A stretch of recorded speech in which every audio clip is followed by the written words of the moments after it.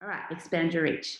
So this is very much about online workshops and events, and you can take this however which way you want, whether you're a cook at home wanting to do some demonstrations, or if you've got a DIY construction, or it's not specifically for art. I'm going to walk you through what I experienced when I first built my online course though. So we're going to go through a little intro about me and some of the decisions I made, the story of how I got to where I was, why I decided to do an online course, and a whole bunch of the reasons why I did the course the way that I did. The journey of actually producing the course, and then like all the questions. So the questions that I pose to myself, and I think are really handy for you to pose to yourself if you were going to take this route. So here's a little about me. That's my face, but you can also probably see my face elsewhere too. So I've had a bit of a strange old journey. I studied graphic design, but I've been an artist the whole time. So I've had these parallel skills that have actually helped each other along the way all the time. Workshop host, online course teacher, art director, consultant, stylist, marketing geek, image editor, and like so many more things, because I just love learning stuff and learning how it can apply to business. So this is my little timeline of my story. In 2008, I sold my first bit of artwork. I've been producing artwork forever. Literally couldn't tell you like the moment that I first picked up a pencil. I can't remember. But 2008 is the first time I ever sold artwork. It was actually this one on the right here. I did a lot of really intricate pen drawings, and it's quite revealing showing all these old artworks. At the time, I was also operating my first small business, which was actually a clothing label, and I was living in Melbourne. Go to 2009, and I moved to the Surf Coast. I'm working as a junior designer in the surf industry, so I got my first graphic design job. I'm producing art all the time. I've got a desk set up in my room where I'm like every night I'm making work. 2012 was my first exhibition. I'd been carting around a whole lot of artwork with me for 4 years at this point. I'd never even shown another person. I was just making it for my own pleasure. Then someone was, one of my housemates' friends actually was like, this is ridiculous, so you need to put this in a show. So I did. And it was amazing. It was in Geelong, and it was an incredible first introduction to the exhibiting world. And I got so much joy out of it. And that was probably one of my first big interactions with the public. And I actually started, it was like the start of a lot of things for me. Then skip to 2014. I'm an art director in the surf industry now. I'm juggling a full-time job. I'm traveling the world. That photo to the right there is me in Samoa at the end of a photo shoot. It was amazing. We had a great time. I'm freelancing and doing art on the side as well. I have a giant headache. I am so tired. I have a lot going on. So by 2015, I took the leap and left the comfort of my full-time gig.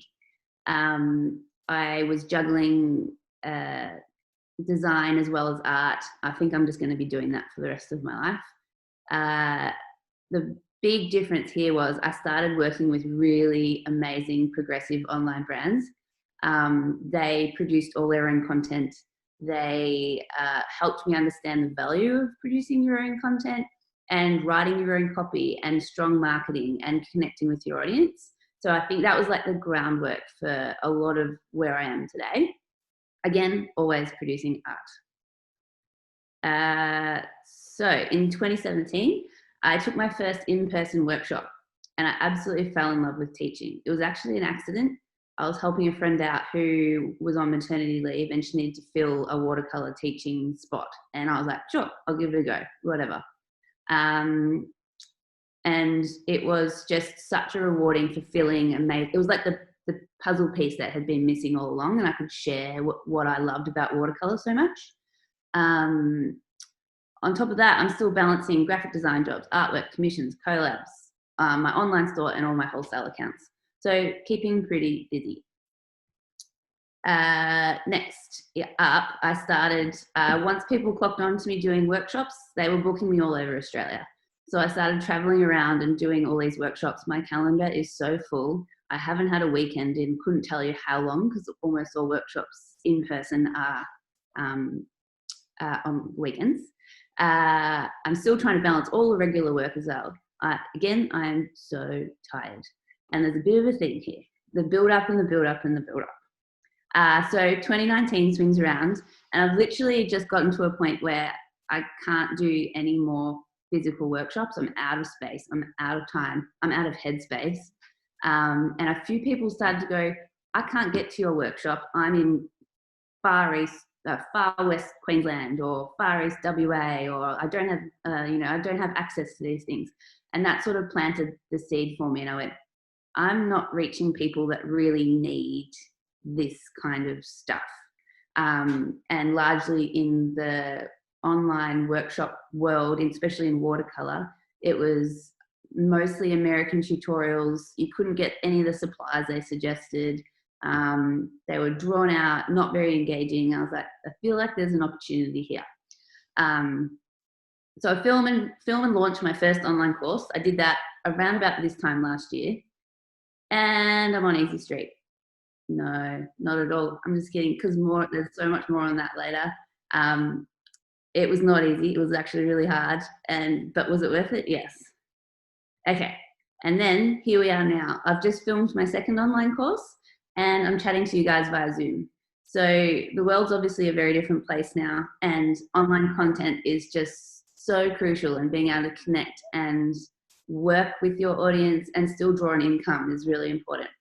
What would we actually do without the internet?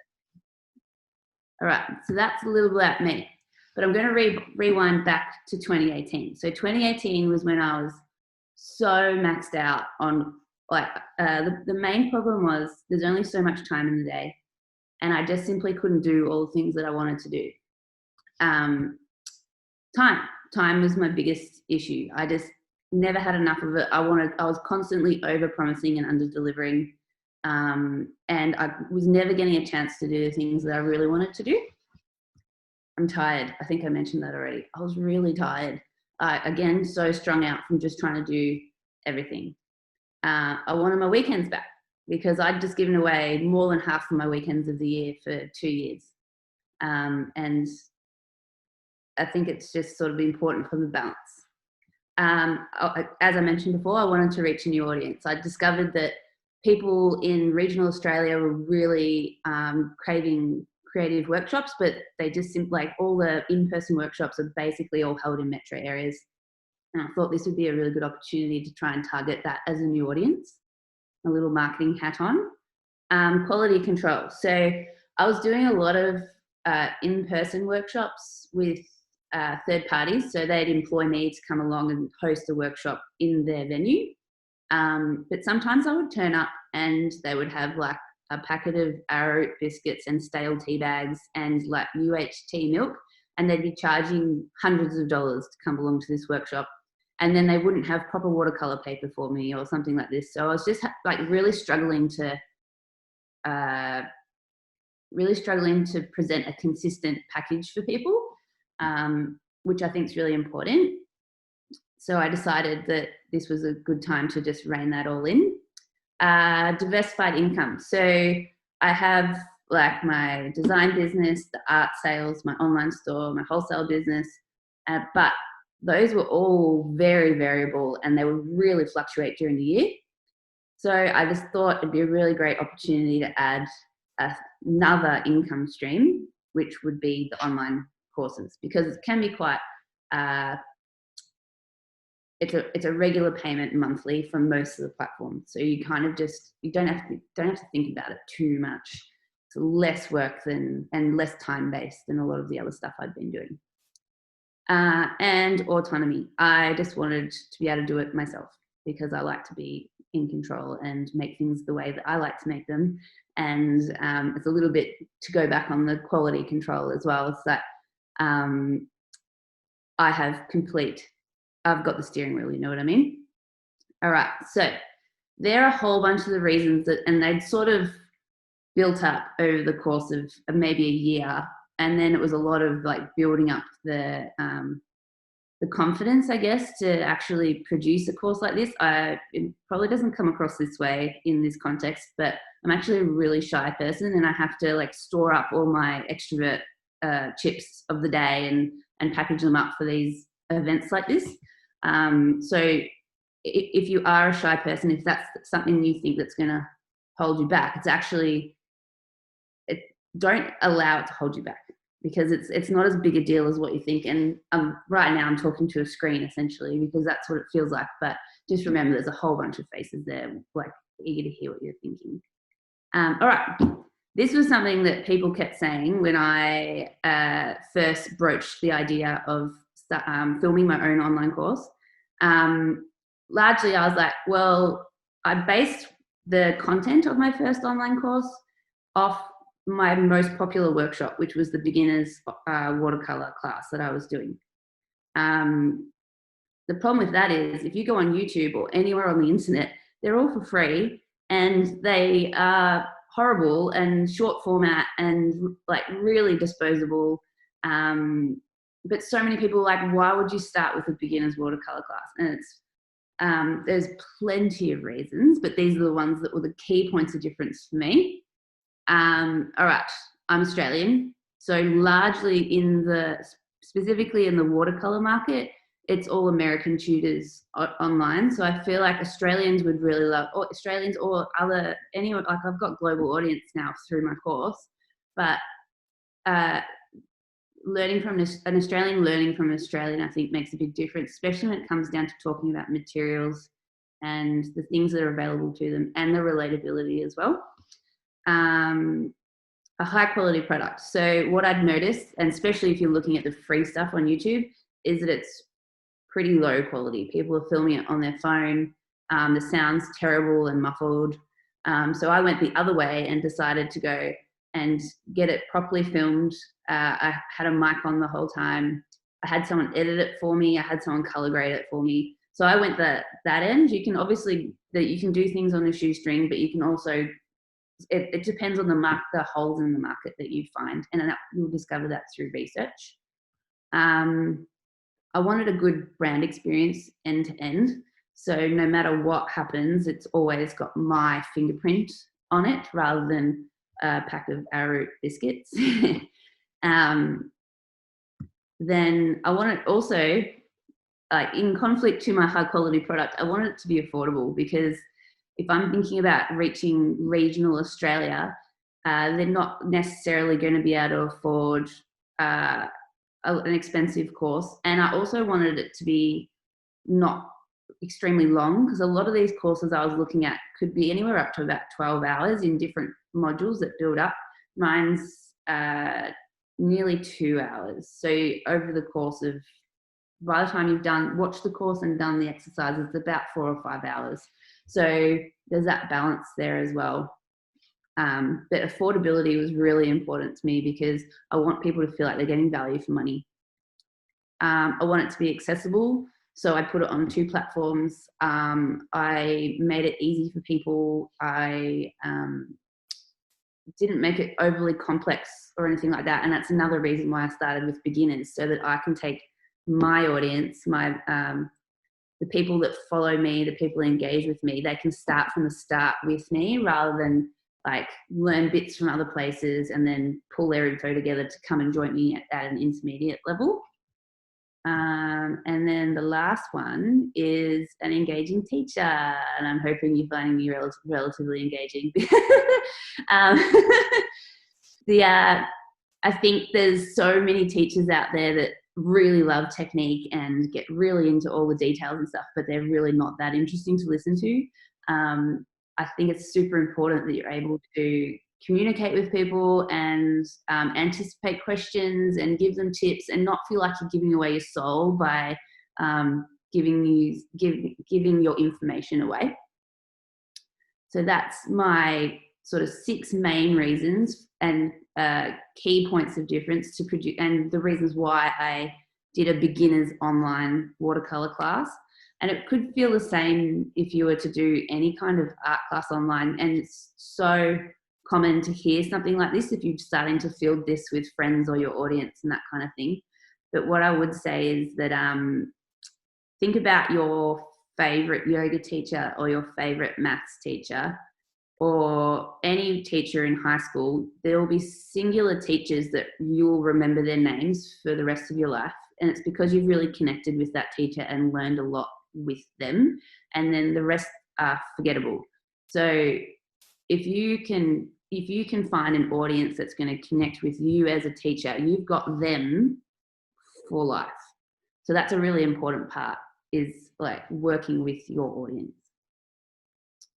All right, so the results so far, because it's been online since August or September last year, I've had 1,500 plus students go through the course. I've had 100% positive reviews. It recovered its costs within 2 months.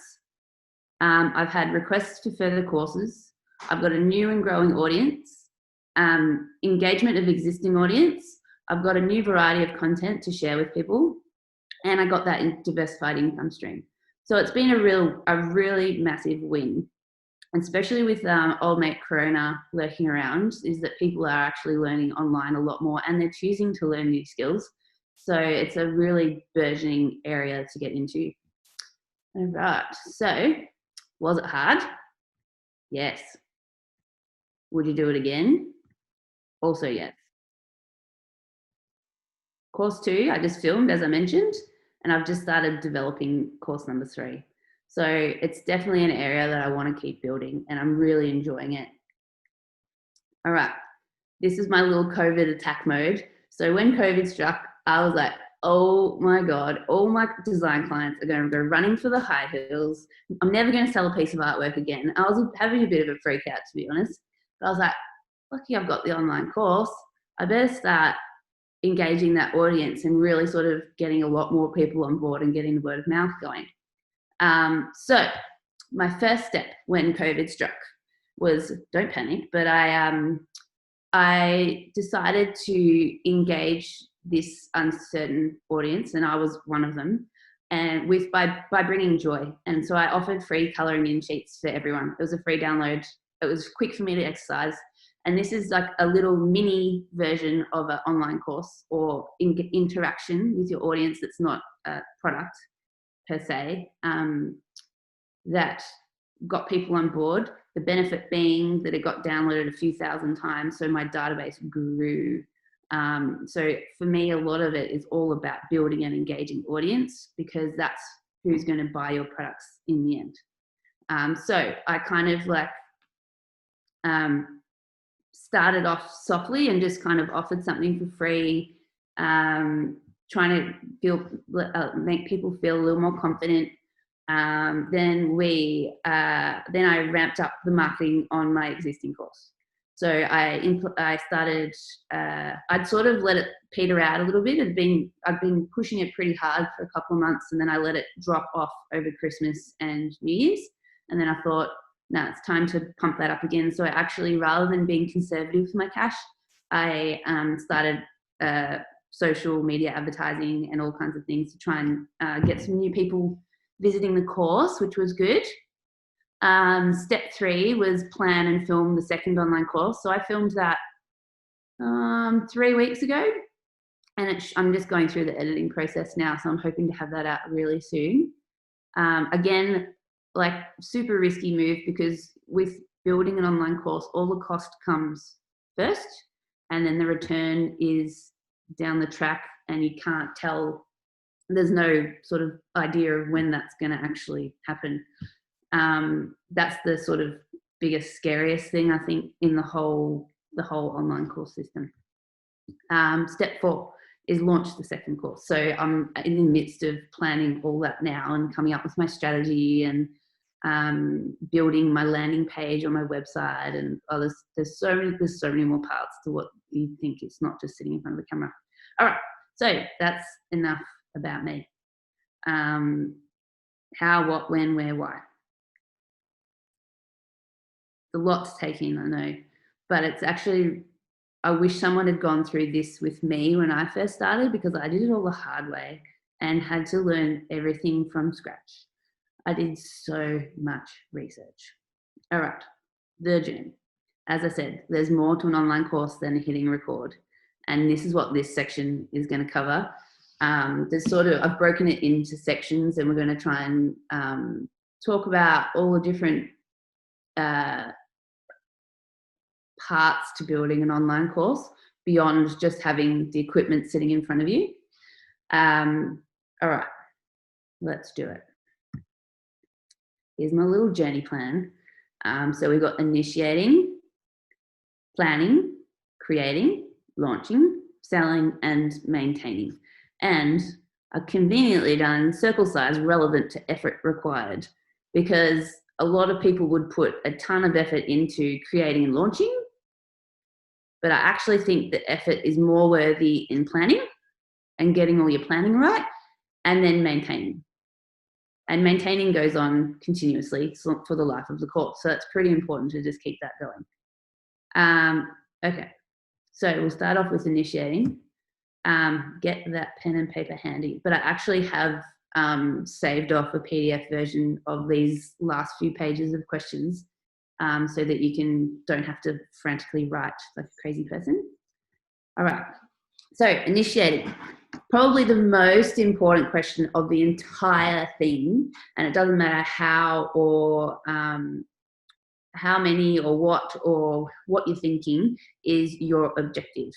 So you can go with one or many, it's really up to you. I sort of had a couple of different ones there. There's one false one in there, if anyone can guess what that one is. So reach a new audience. So depending on the platform that you decide to deliver on, you might actually gain a new audience through doing an online course. You can get audience growth, offer a new product. So for me, that was definitely one of them. I had my prints and I had my original works and I had greeting cards, but I'm selling my online course as a product. You can, of course, do them for free as well, but if you're going to go to a massive amount of effort, it's worth selling as a product. A new income stream was definitely a big key one for me. And the false one at the end there is a passive income. If anyone's here thinking that an online course is a passive income, it's definitely not. It's something that you're going to have to maintain on a near daily basis. And it's definitely not a set and forget kind of thing. Yes, you put a massive chunk of work in at the beginning, but it's like a constant crying baby. It can be, it depending on how well you do it all. Do you have an existing or engaged audience? It doesn't need to be huge, but you will need an audience to sell your course to. It's a lot harder to create a brilliant course, like something you've put all your heart and soul into and love to bits, and then try and find your audience. I'd actually used my audience and researched with them and used them as a tool to find out what they wanted. I think that's a really crucial thing. And what I also did was started doing mini tutorials. So not like free ones, just via my Instagram or on Facebook. And it's a really good measure for the kind of content that people like. So I would start off just filming myself painting, and then I would start doing a few demos, and then I would start doing a bit more and maybe doing a bit of talking over it. And I was like, oh, I'm basically doing a mini tutorial that I could put on YouTube or something like that. And people wanted more. So it's a really good indicator of whether you're on the right track or not, is that testing of the material.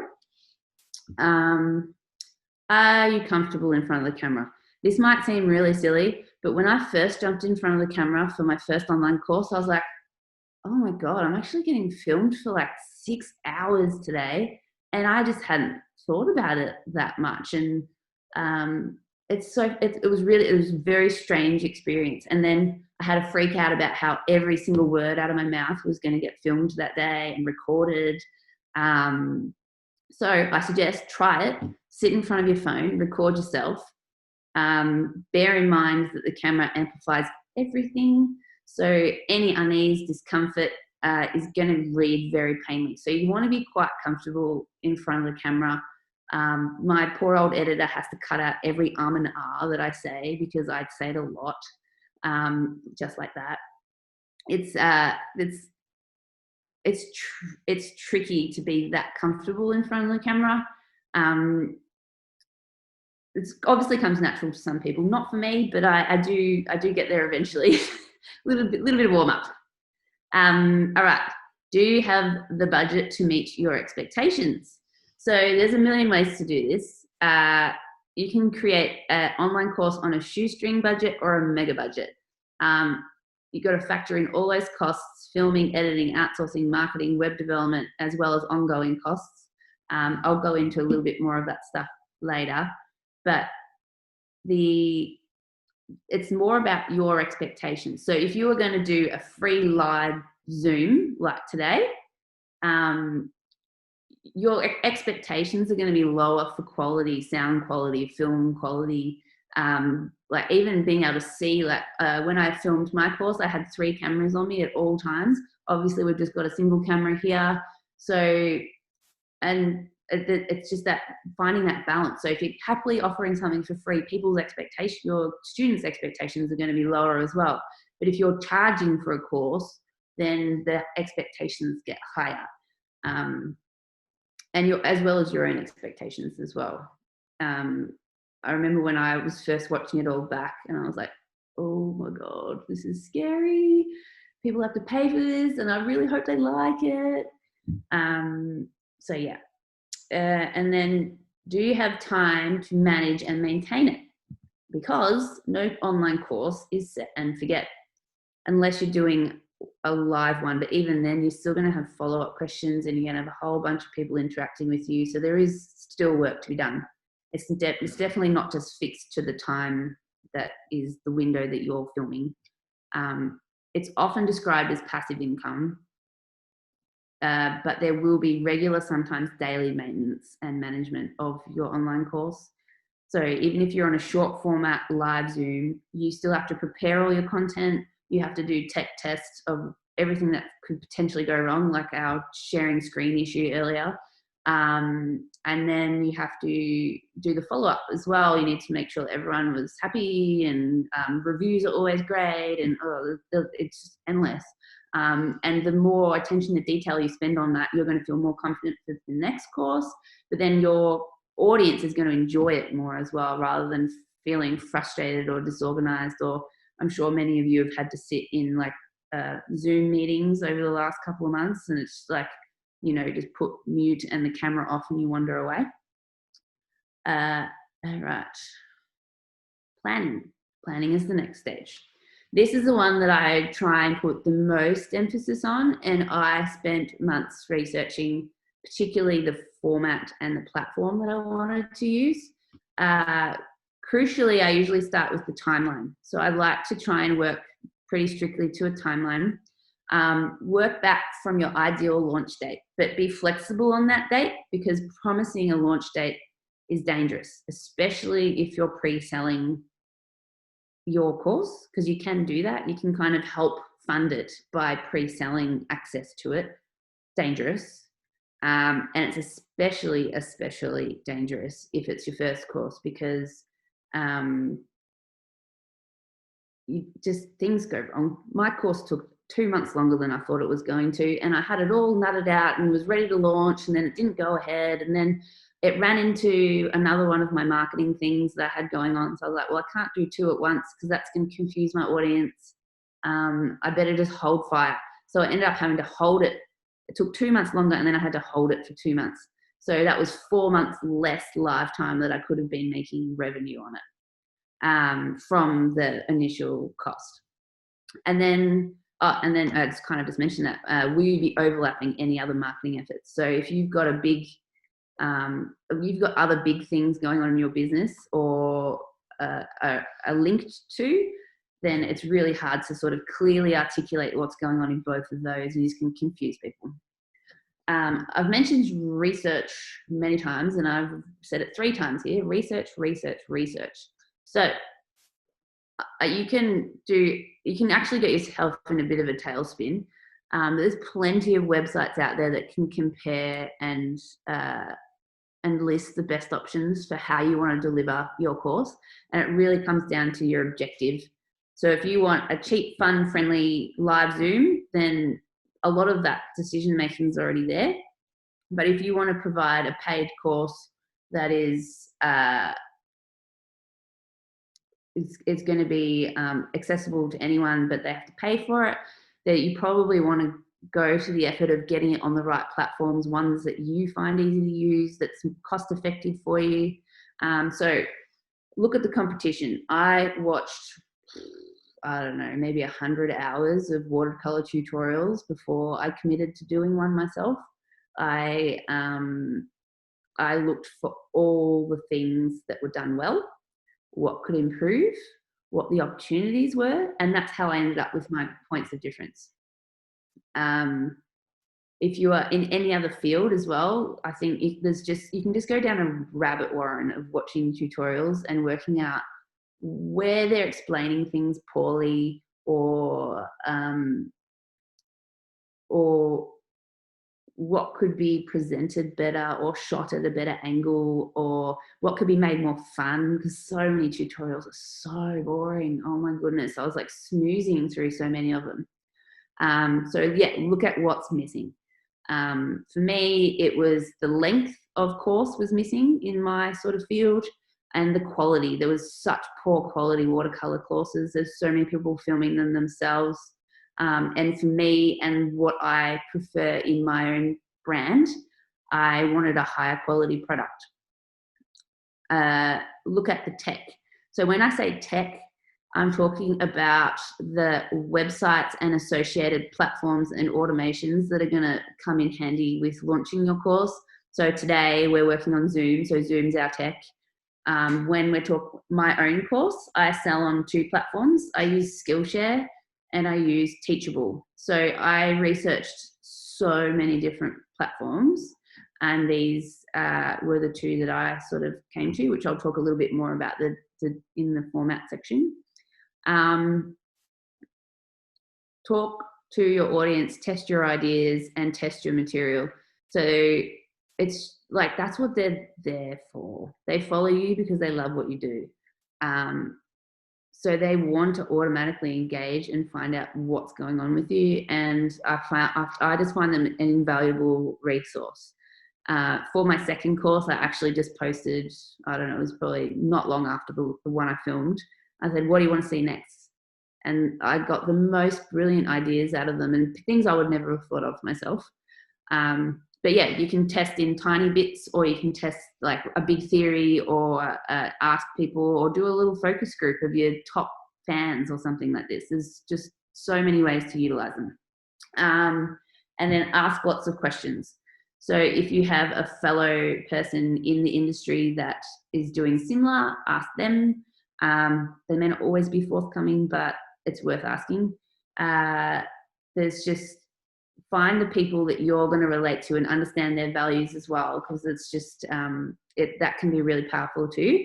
And then I would put almost all my effort into the research, so that I can feel really confident about my steps forward, because then I've got my objective, and then I've got my research, and then I can actually plan properly. What skills do I need to outsource?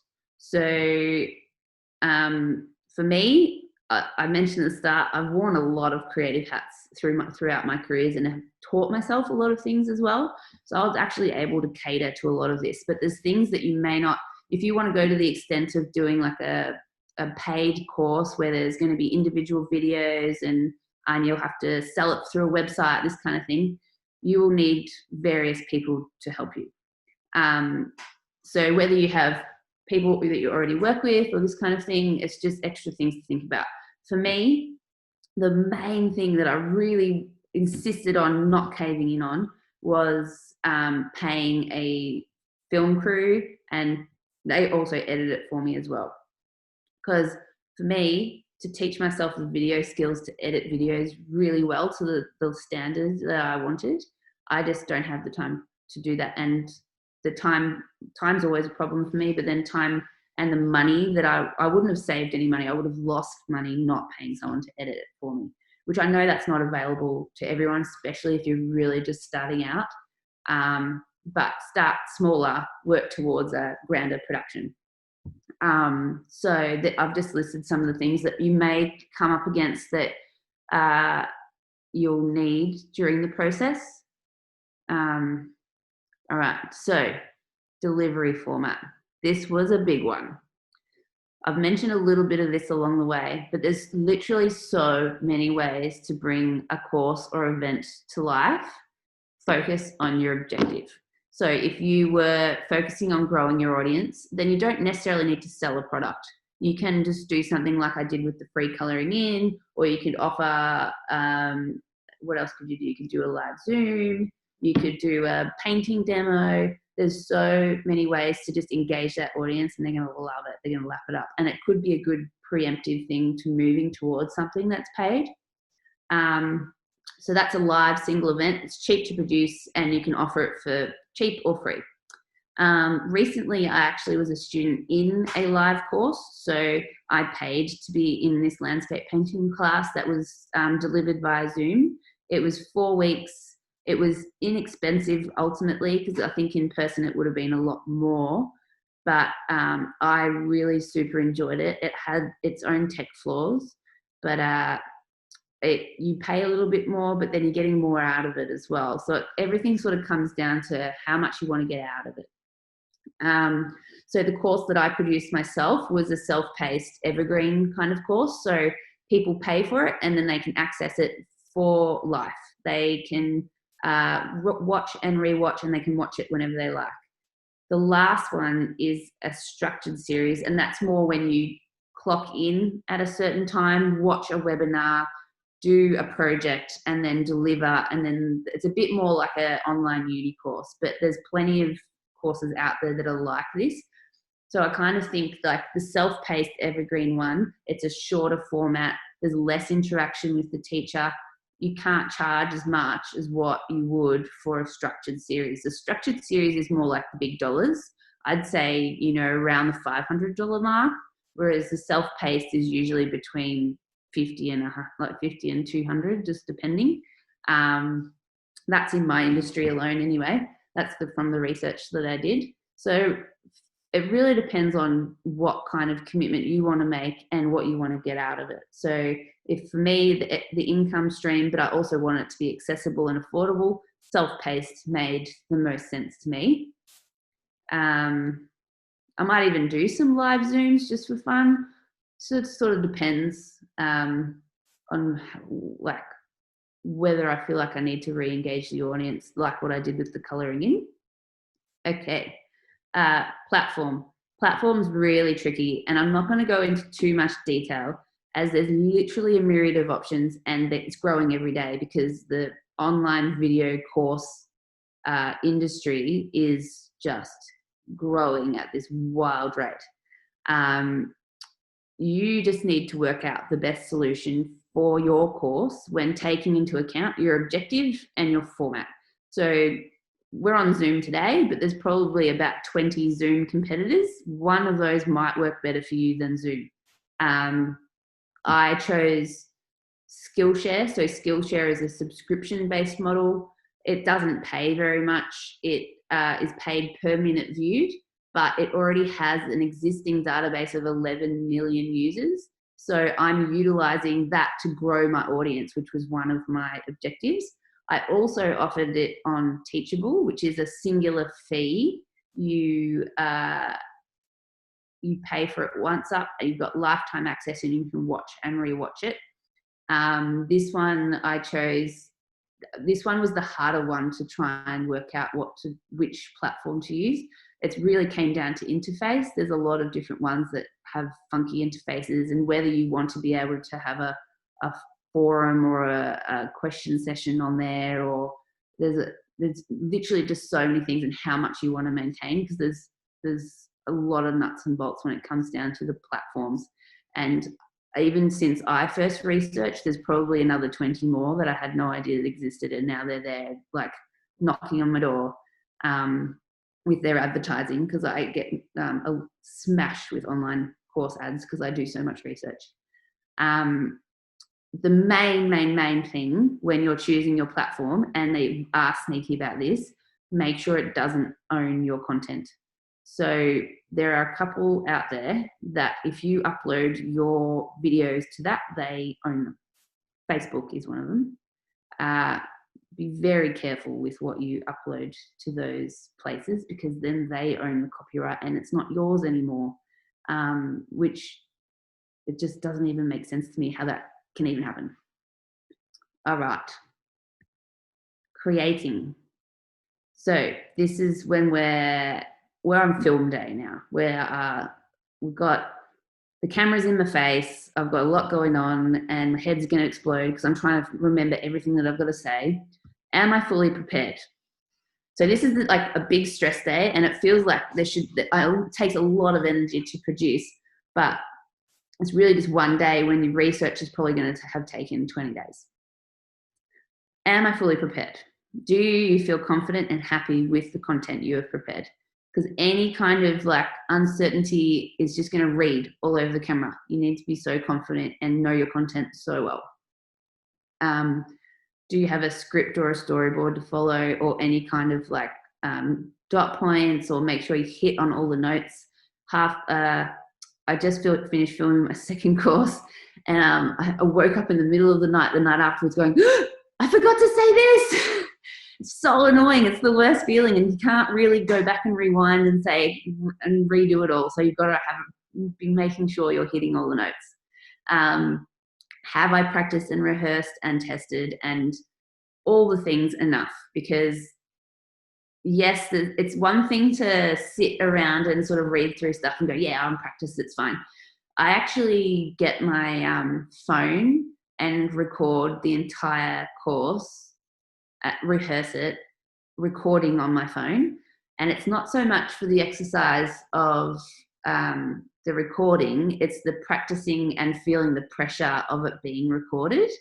Really, really, really handy. And then you can go back and see if you're explaining things clearly, because it's one thing to sort of have it come through your head and it makes sense in there, but sometimes when it comes out your mouth, you're like, oh, that makes absolutely no sense. And I'm just like waffling, trying to dig myself out of this hole, trying to explain it away. Have I done a tech test? So really important. This is why we do tech tests, is like, especially with something like Zoom, that landscape painting class that I was telling you about just before, we like interruptions every, I don't know, couple of minutes. Oh, sorry, I can't see, or hang on, I just accidentally muted myself. All these things can be a total pain in the neck and really disruptive to a live course.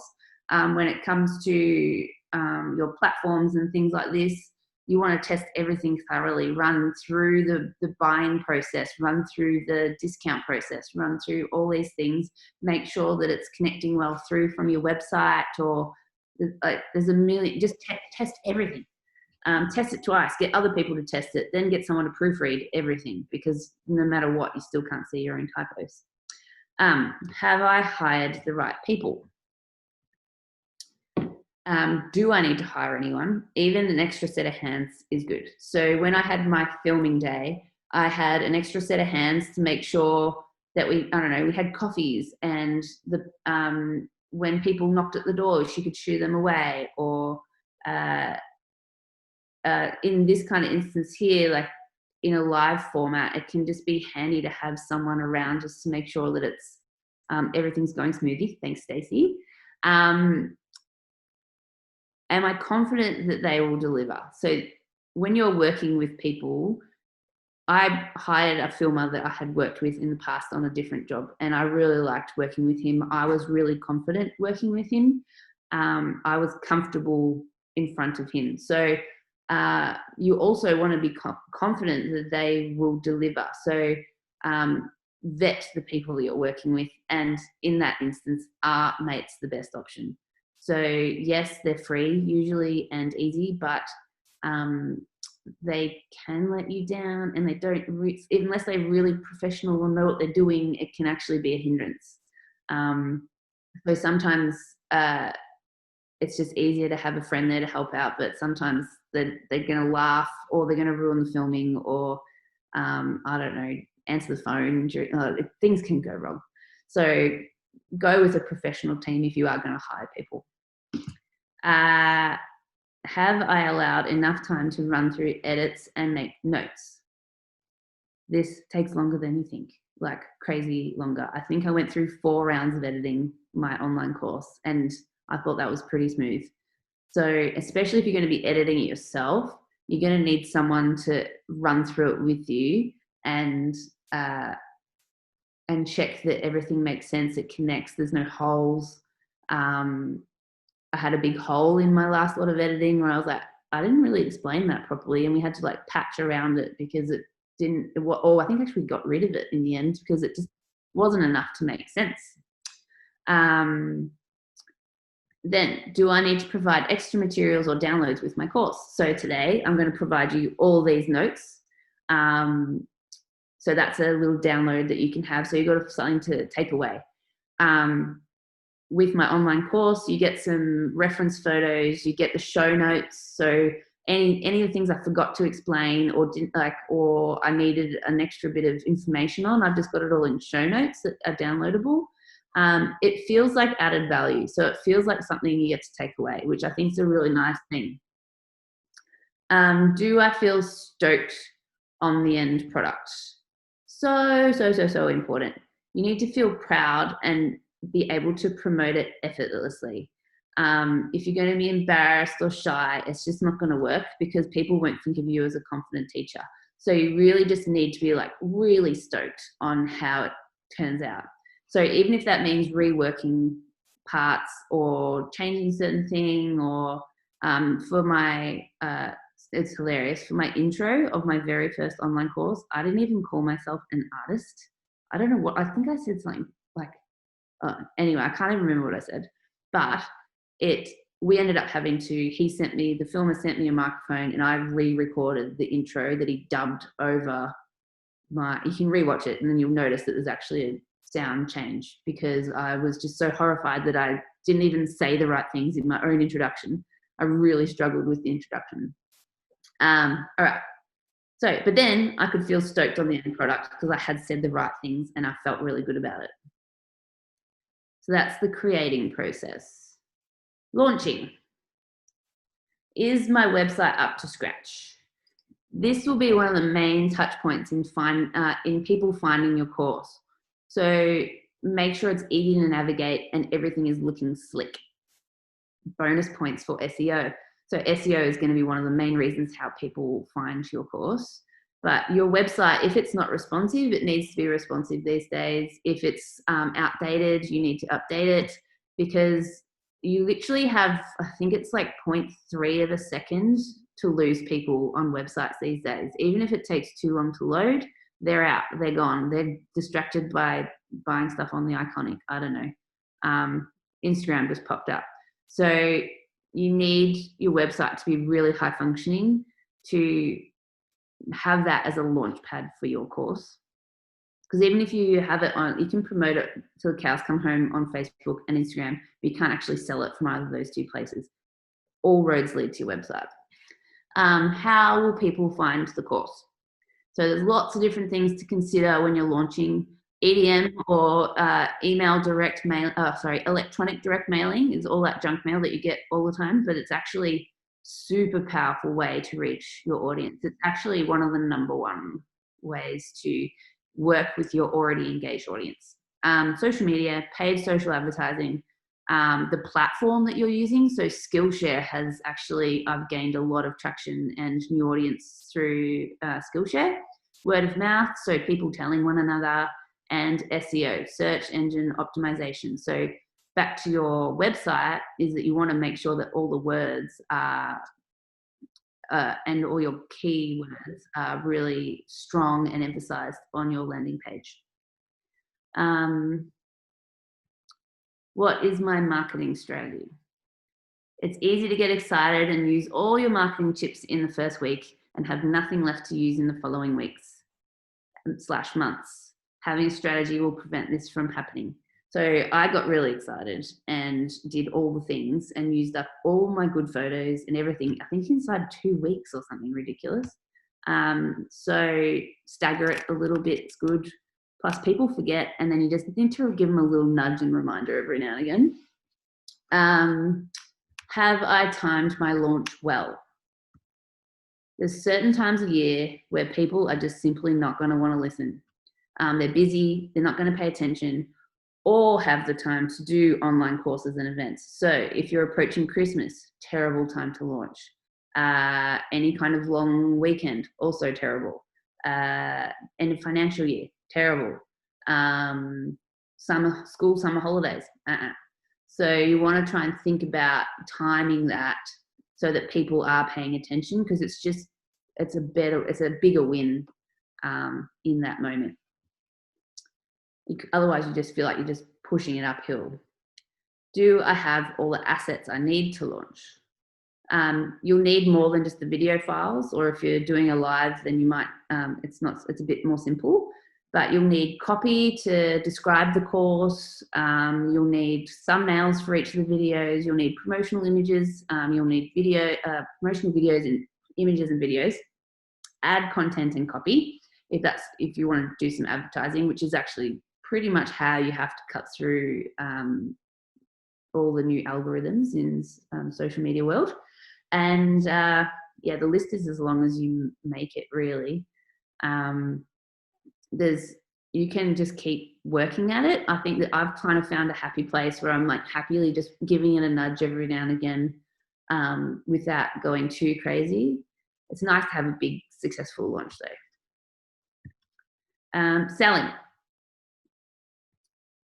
What is my ongoing marketing strategy? How am I going to remind people my course exists once the initial buzz is over? So that might be like a regular paid ad, or it might be a newspaper article, or there's just a million different ways. It's just, you don't want to put all this emphasis on like a 2-week launch and then just forget about it, because people will forget about it legitimately. They need a little nudge every now and again. Your sales page is the place where people are going to purchase. So really important. Again, if there's information missing, or it's not a terrible thing to have to rework some of this stuff. I've reworded stuff. I've actually changed whole website platforms lately, so I had to rebuild this whole page and I changed it a bit more. I'm about to change it again. So you can work and rework this stuff to make it a smoother process for your customer. And then another important one is, if you are getting the same customer service questions over and over and over, it's a waste of your time and you need to fix it.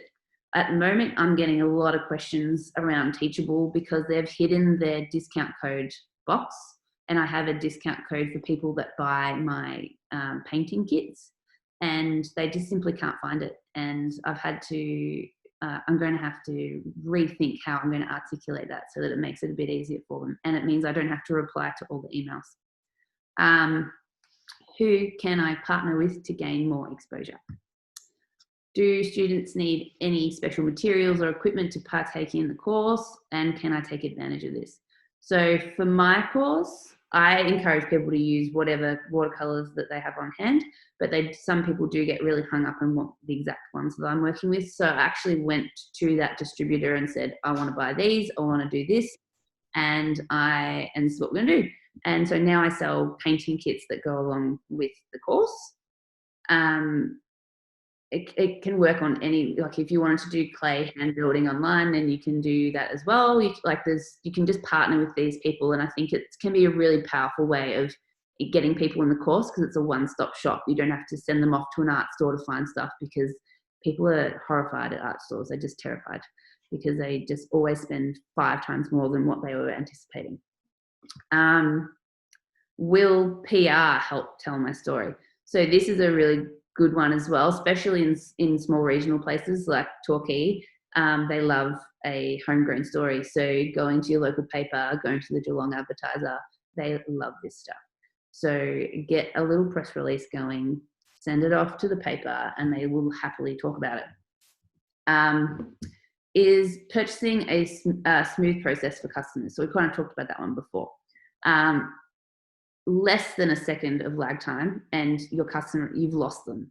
So get rid of all that stuff. And then can you automate anything? So that's one of the things I'm looking at now, is automating one of the steps. So it cuts out one of the middlemen that's really slowing up my process and making it manual for me. So that's an important one too. And then, am I having to field a lot of customer service issues? So I kind of went over that one as well. It's just time consuming replying to emails. Even if you have a blanket copy paste, it just actually can be a bit frustrating. So just avoid it and try and get it all smoother. And if there is things that are consistently coming up, like if someone's questioning whether something's included or not, then you just need to look at the copy that's on your sales page to work out why are they misunderstanding.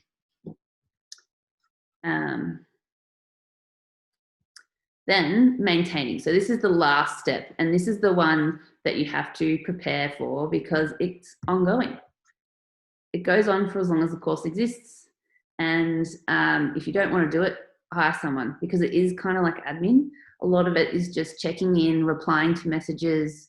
I actually get a little thrill out of it because a lot of, for me, the kind of stuff people are sharing is what they've gotten out of the course, and that's what I would normally get out of a workshop in person. I'm getting that via a forum or this kind of thing. So I really enjoy that part of the process and seeing the thrills that people get out of the course. And I do think they like to hear from you, the artist, or you, the creator, the maker, the small business person, because it kind of puts a face on this whole online deal. Will I keep the materials and information up to date? So if there's been any updates, or if there's been a new release, or any kind of parts of your content or tech that have changed, you'll need to update it. It's just like a website. It needs maintenance, especially if you're dealing with technical kind of stuff. Can you be bothered dealing with the tech issues? Everyone's worst nightmare. Tech is supposed to make everything easier, but does it really? Sometimes no. Like whole websites can crash, and then and then you'll just get an influx of customer service. And because you're working with a lot of third parties with any of these kinds of things, things can go wrong, connections can go wrong. So just be prepared for that. It can happen. What other kinds of support can I offer? Does a Facebook group suit, or a specific email database, or simply a hashtag? Like, how can you collect the people that have done your online course and make them feel special and exclusive in their own little bubble? So I have a Facebook group. I have seen people successfully use a hashtag so that whenever people have completed the course, they just tag that course, and then you can see collectively all the products that have come out of that. Or anyone that's completed your course that might be interested in another course could go into a special email database so that only those people will be informed of that. And that can also circle back around, and that could be your focus group for course number 2. How can I re-engage and keep existing students? So this one's kind of off the back of the last question, is your course standalone? So mine was a beginner's watercolor course. So naturally people get to the end of that, feel pretty confident. They want an intermediate course. So my next one is an intermediate course, and it is going to extend them. It's longer, it's more intense, it's a bit more theory heavy. So can you extend on your course? Can you offer more, offer the next step or advancement? So this is how you're going to keep the audience that you've built, who are automatic, like they're already invested in you, they love you, they want to keep traveling with you on this journey. So how can you keep them engaged? So if you do one, you're probably going to have to do 2, just warning you now. All right, that's a lot of talking for me. So happy creating, and I'm going to open up the floor for some questions. Nat, you are a marvel. Thank you so much for that. While everyone's thinking about their questions, we already do have one from one of our local area coordinators. Yeah. I'll turn my video on for you, maybe, everyone, so you don't get my disembodied voice. Karen has asked, from your COVID attack strategy, what types of marketing did you do? I'm just going to stop sharing my screen. Hang on. Stop share. There we go. Now you can get my face again. Do you want me to repeat that one for you? What did I do? I with the colouring in, I literally only wanted to engage my existing audience, and I wanted them to feel comfortable and like they had something, like just give them something to relax. So that was specifically only for my audience. So I just did organic marketing through Facebook and Instagram, and I had it all on my website. So at all points, I'm driving traffic to my website. And then for the new energy into the online course, I created 2 completely different ad sets for Facebook. For Facebook and Instagram advertising. I did a video one, and I did a silly animated one. Just wanted to get a bit of cut through on that again and remind people it existed. I think I completely changed the copy to be really relevant to the COVID era. So I was like, I think I said something like, this is the perfect time to learn something new, or take some time out for yourself, or something like that. So it's very much catering to the moment. And then off the back of that, with that huge influx of new students, I thought it's time to produce course number 2. Yeah. Thank you. Sandra has asked, this is a question particularly for Facebook. Do Facebook take copyright of photos posted of art as well as videos? Yeah, it takes copyright of everything. Gosh. Now, one of the things I found really interesting, and please everyone do take advantage of the opportunity. We've got another, how long have we got? Another sort of 10 minutes or so of live questions. So Nat, one of the things I found really interesting was you talk about like the diversification, and that's something that's so clear with you, is that you've all of the skills that you have, you've really utilised them to the maximum benefit. And also you talk about audience, which is something that came up really strongly the other day in our first workshop, and it's that thing about for a lot of us when we're early stages of doing this, it's that thing about turning around and going, actually, it's not about me. It's all about my audience. Yeah. Yeah. And I just wonder if, so how, perhaps going back a bit even further before you started looking at online courses and things. Yeah. How did you start building your audience? Was that from you as an artist, as a professional artist, or? If you actually scroll right back, I've never archived a post, so it's hideous back there, and no, there was a point where I was posting both personal stuff and business related stuff on the same Instagram, and it was right when I was going through pretty big growth on there, and as soon as I posted anything personal, I would have this massive offload of followers. I was like, people don't want to see this. So I started to cater more to what the stats were telling me. And that's when that's when they first allowed you to see some of the stats. And I thought it's time to just make this my business Instagram, and have only shared from that point of view from then on.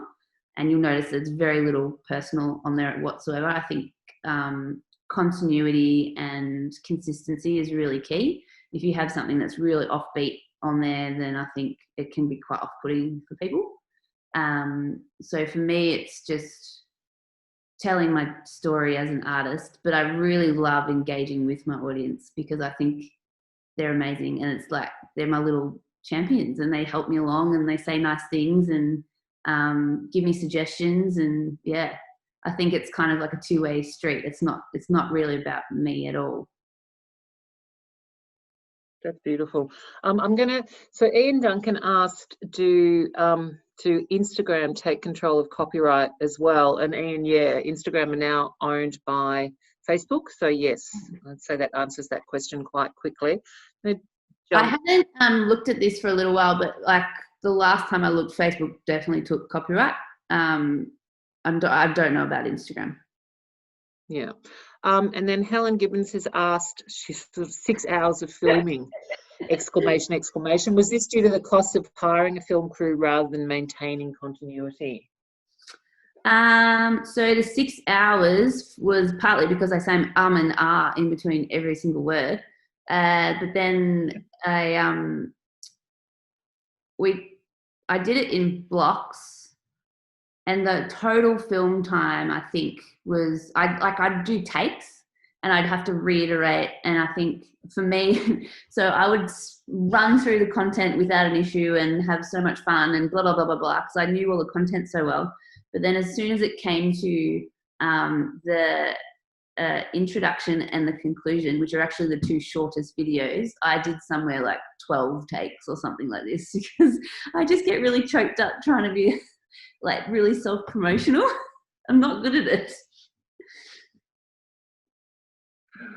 I think you do a very beautiful job of sort of that fine line. Grant, I've just lost your comment. Where's it gone? Oops. Oh, just back to there's a few people now coming up with the questions re copyright again, and Molly, another one of our local area coordinators, has said that they don't own copyright of your images. However, they do own a sub-license of your images, meaning they can distribute, modify them. However, they don't completely own the images outright. So, Sandra, I hope that answers your question for you. And there was another one. Where was it? Grant. Yeah, Grant wanted to talk about, that you sell your work online, and how can we translate what we're learning from this workshop to that sort of online for those artists who aren't actually selling workshops per se, but works. Want to sell works online? Yeah. Yep. I think online is a super powerful tool. I think most people research the artist and the work online before they come and see it, because they don't want to be awkward. I have a lot of people view things online first and then come. I've been looking at this for years and I'm finally going to commit to purchasing it. I think replicating art online is really tricky, and getting an idea of the scale, the texture, especially if you're selling originals. I never put price tags on original art online. I just do on my limited edition prints and products. Namely because I don't want to sell them as products, because it feels wrong to sell original art as a product for me. That's just a personal thing. It's not everyone's taste. But yeah, so I think it's super important from a gallery point, like an online gallery point of view, to have yourself online, and even just have a list of available works. And I know plenty of artists that work that way, and I've sold quite a bit of original art in the last few months because it's available online. It's visible online, I should say. And I suppose it comes back to that whole thing around like identifying your audience and working out where the gap in the market is, and how how you can talk about your work, and demonstrate that it fits that gap. Yeah. Okay, we've got a few more down here. Do you use any drop shipping supplier? I don't even know what that means myself. I do it all myself. Most people think I'm insane, but it comes back down to that quality control that I like. And I have, custom branded tissues and stickers and tubes. And if you use a drop shipper, it just is a blank tube with no brand experience as you're opening it. And I really want people to feel like they're opening this beautiful gift when they receive some of my work. So I think that's just me being a control freak. But you can do drop shipping. It's a lot easier. That's your end-to-end thing as well, too, that you mentioned earlier in the course as well. That, from the very beginning to the very end, you want it to be a really beautiful product all the way through. Yeah, that's it. And I think about last year.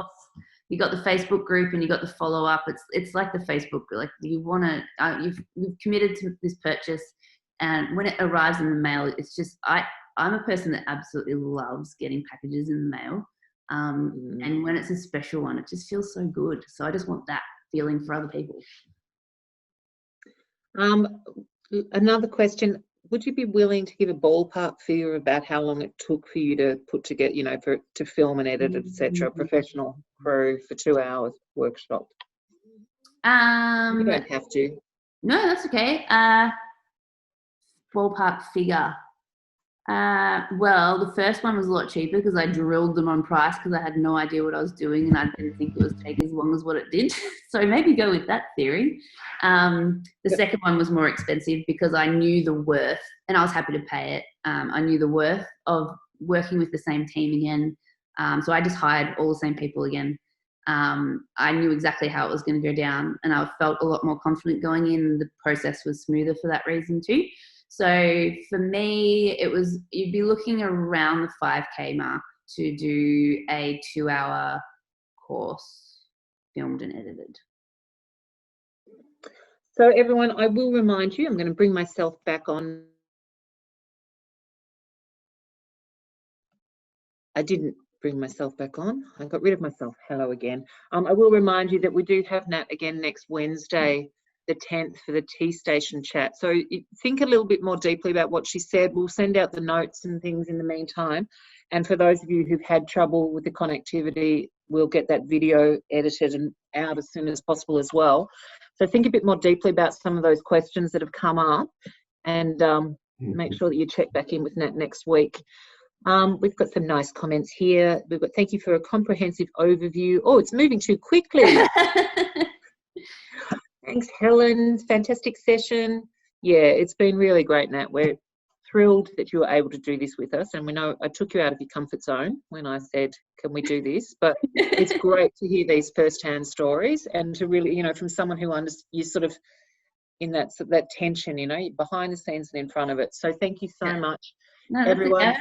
I hope I haven't put anyone off from doing it because I know it's a lot of information, but it is really rewarding and worthwhile. But there is so much more to consider than maybe what you initially think when you go, yeah, I'm gonna chuck something on the internet. Yeah. Everyone, thank you so much for being here. It was a really great session. We've got Molly. Do we have you on Monday with using your smartphone to take images of your work?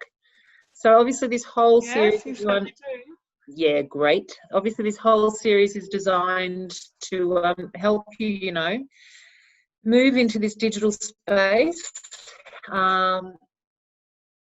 And yeah, we hope we won't do everything via Zoom, but it is cheap and it is friendly and it's a good way to have discussions. So thanks again, everyone. And don't forget, Nat will be here next week. We'll send out the notes and yeah, have a lovely evening.